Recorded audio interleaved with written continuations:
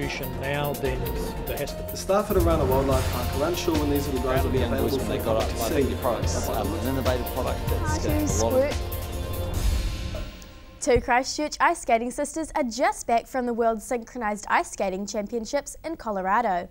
Libby DALLISON caught up with the girls to see what it takes to be not just an ice skater, but an ice skater who's in sync.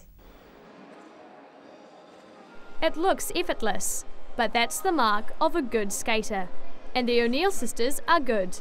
They've just been in the United States competing as part of the national synchronized ice skating team. You step onto that ice and you've got 7,500 people screaming New Zealand, and it is so bright, it's like you're literally looking into headlights and you can't see anything, especially when it's reflecting off the ice.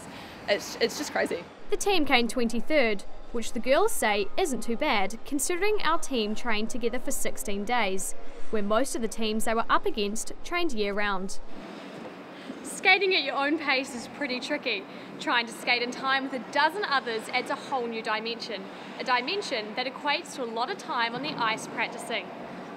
The girls still compete individually. Training for both disciplines see them out of bed at 4 in the morning. You can see a skater that loves the sport and then you can see a skater that doesn't love the sport, and the difference is dramatic. It has its thrills, but also its spills. The girls' mum has seen them all. I've seen both of them slap down on the ice. I've seen Elizabeth in particular being carried off on a stretcher, virtually out cold, possibly broken neck. Other ice sports like hockey have a tough reputation and lots of padding.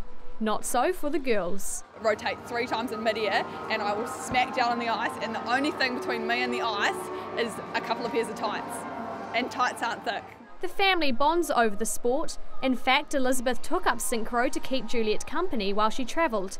They are side by side, literally, through the highs and the lows. So she went tumbling over and was just lying there, and then I stopped and I was helping her, and she was crying and I was crying, and I was like, oh my God, my sister's hurt, and so we're pretty close. And if the sport is about nothing else, it's about being close. Libby DALLISON, Metro News.